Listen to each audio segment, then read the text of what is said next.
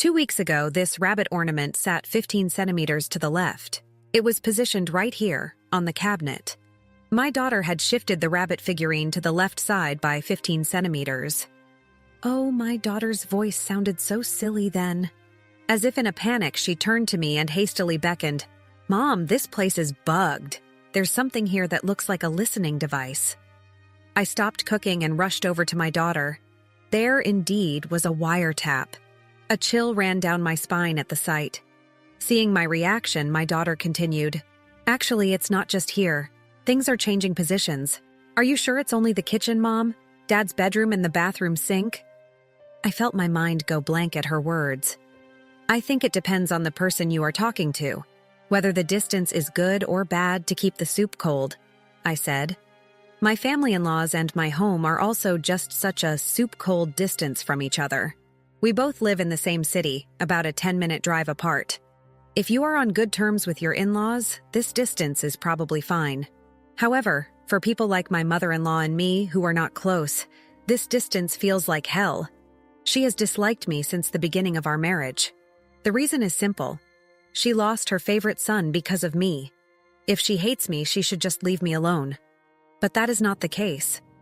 She often visits my house, bringing me things, probably to pry into my home because she is only 10 minutes away. Most of them are impositions of things we don't want, like expired milk, stew dishes of unknown origin, and so on. My daughter is already in high school, but when my mother-in-law brought me a musty blanket with stains from a hero show saying, "My son used to use it and it came out of the closet, so let your child use it," I think my face was drawn back in shame. I couldn't stop getting goosebumps just thinking about how many years it had been in the closet and how many tens of thousands of ticks were on this blanket. It was routine for her to push things I didn't want into the house without permission, to walk around the house, and to make each thing difficult before leaving. "Do you clean this place properly? There's just pork and chicken in the fridge. You have to make sure Thurman eats beef." By the way, Thurman is my husband. It was a stressful time for me to say "I understand," or to just humor him appropriately while doing the housework. When I told my husband about it, he always apologized to me with an apologetic look on his face. "I'm sorry about my mom. I told her we didn't want it." "It's okay, it's not your fault, Thurman," I'd say. I wished she'd leave me alone. I was still saved by the fact that my husband was completely on my side. She would often bring me things that I didn't need as if she were harassing me. But sometimes she would bring me things that I needed. For example, before going to bed, my husband would tell me, "This month will be tough because we need to get some stuff." Then the next day, the doorbell rings and she says, "Here, this is for Thurman. I just happened to get a refund from our insurance." "Listen, I've told you many times, it's for Thurman. If Thurman doesn't call me, I'll think you stole it," she'd say. And she would give me $10,000. On another occasion, when my husband said to me, "My towels are pretty worn out," she rang the doorbell about 3 days later and brought a cardboard box full of brand new towels. "I got this as a prize at the bingo game," she'd say. As expected, this had been happening several times since we were newlyweds. So one day I felt uncomfortable and asked her about it. "I was wondering why sometimes you give me things that we need," I said. When I said this, she huffed and laughed in a pompous manner and said condescendingly, "I'm kind of special. I've always had that gift. When I give something to someone, it's something they need right now. It's like when I hold something in my hand, I know where the person who needs it is going. Maybe it's what's called a sixth sense. Well, I guess it's a feeling that my uncaring wife wouldn't understand. Is she sick and dying if she doesn't say something sarcastic?" Despite her grand words, I didn't trust her ability, since it was 80% unnecessary things and 20% necessary things. And I thought I would be lucky if I hit it. Speaking of abilities, my only daughter, 16-year-old Tessie, has quite an interesting ability. When she was only 4 years old, she memorized and copied from memory a list of letters that I had shown her only once. I thought she might be a genius and took her to a specialist. The diagnosis I received was absolute memory. It is now called camera eye or something like that. She can instantly memorize what she has seen once. It was said that she had the ability like a camera. We were both momentarily excited to be told that she was a genius. However, the teacher there made a reluctant remark. It's really hard for a child to have this ability. People forget 60% of the events of the day, but a child with this ability remembers everything. It's tough not to forget, and because of their ability, they tend to expect too much. It can also be hard to communicate. I can't meddle in family matters, but if it's okay with your parents, please let them raise her as a normal child, respecting her wishes rather than expecting too much of her. Enjoying the story so far? Show your support by liking and subscribing to our channel. Now let's dive back into the story. The doctor's kind words made my husband and I nod our heads in agreement, ashamed that we had been so excited even for a moment. My daughter remembers what she sees once. She remembers almost everything she hears once. She remembers even the slightest expression or movement of a person in detail. Since she became a high school student, she has received almost perfect scores in the national mock examinations and was even invited by a foreign university that had heard rumors about her. However, because of this ability, she has been suspected of cheating and of being dishonest in many other things. So, she has only negative feelings about her ability. Therefore, she has no intention of using her ability, which can be a wonderful thing depending on how it is used, and is attending a local public high school and spending a leisurely life with her friends. As a parent, if she is fine with it, it's fine. One day it was Sunday. My husband was relaxing and watching TV, and I was about to cook dinner.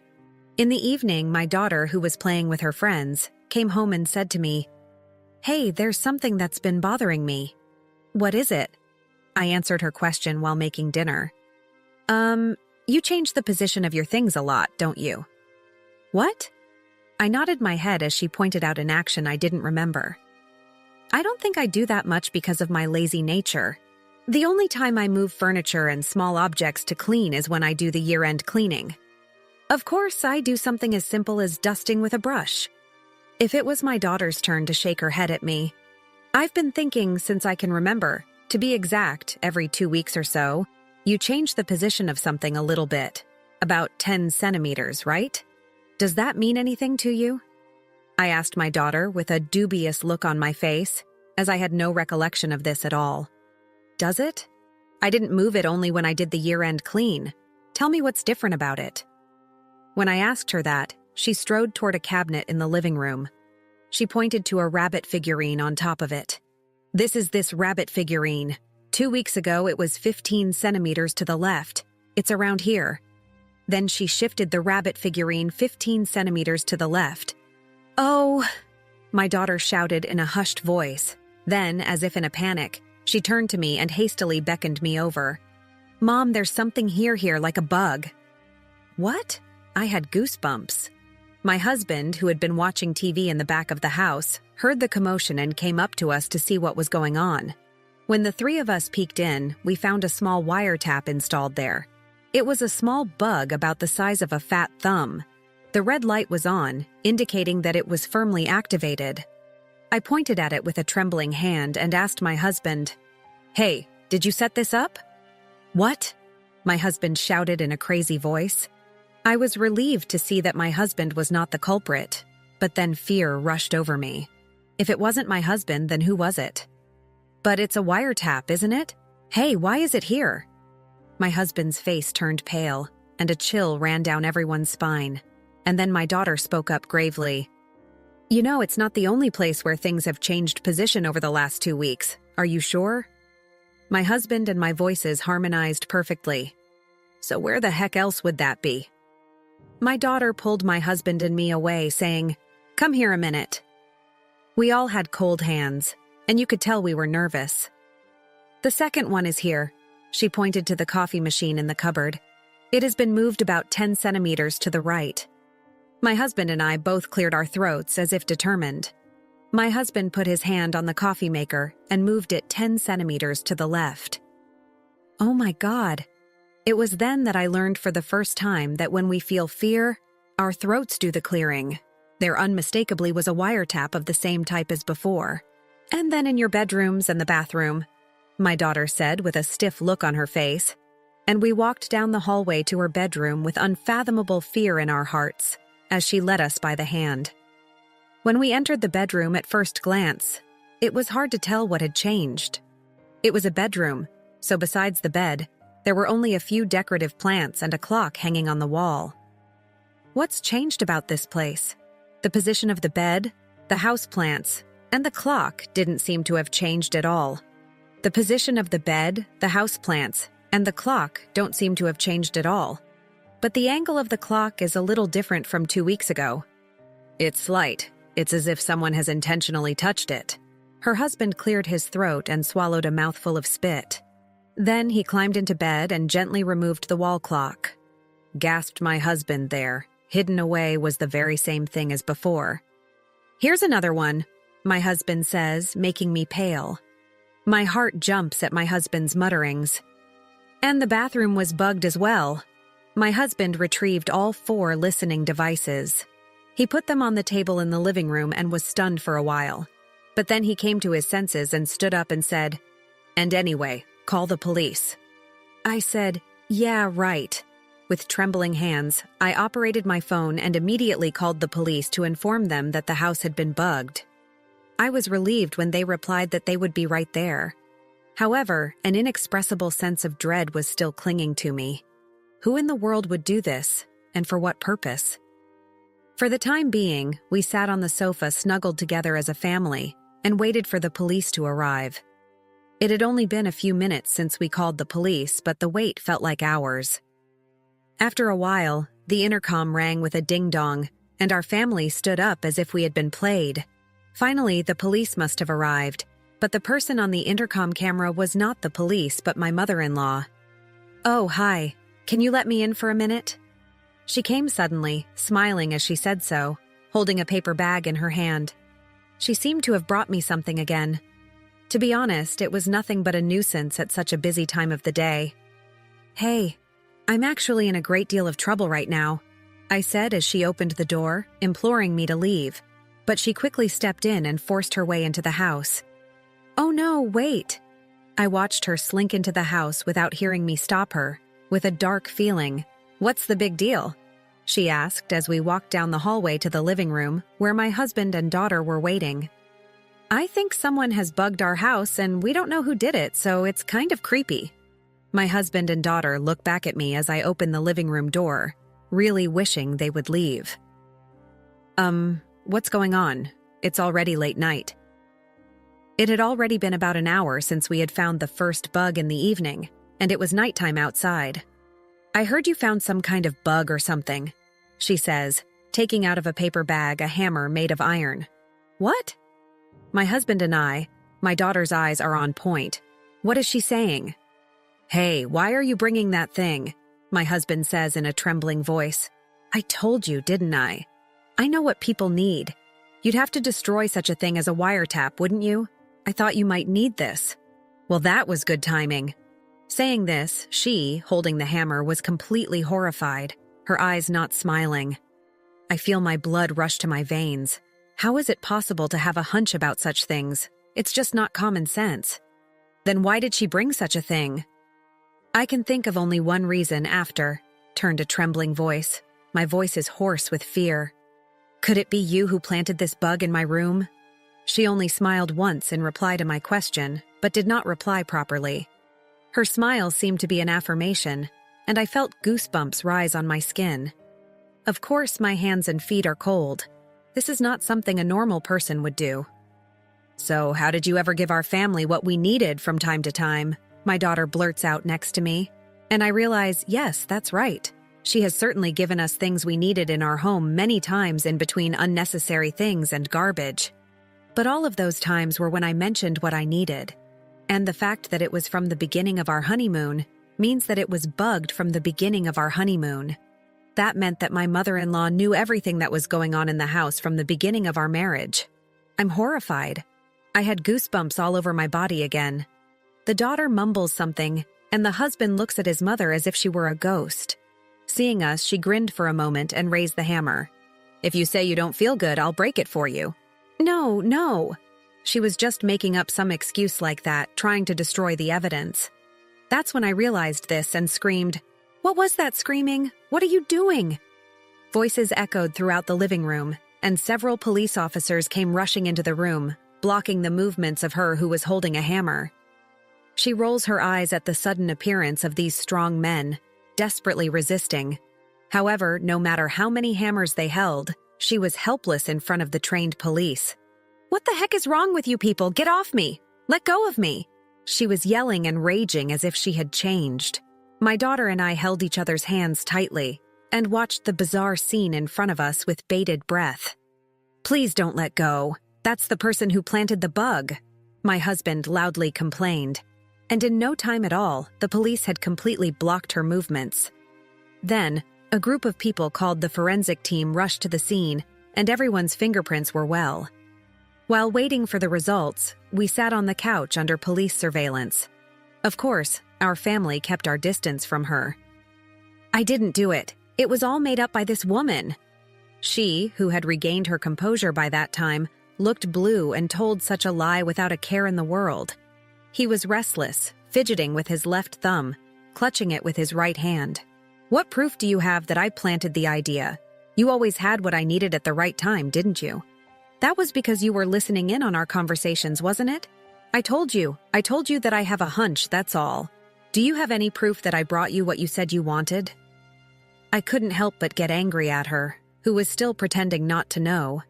There is indeed no evidence of a wiretap unless it is recorded. The fact that she was so brazen about it suggests that she didn't record what she was eavesdropping on. My daughter, who was watching her, opened her mouth and said this: "Since the beginning of this year, on January 29th, my dad mentioned that he wanted a light-down comforter. 2 days later, on January 31st, Grandma came over and left the comforter. On April 2nd, Dad told Mom, 'There's a hole in my pants.' Then, on April 3rd, Grandma brought a pair of men's pants." Everybody looked at her with open mouths. "Of course I remember bringing those things, but I still don't remember the exact date."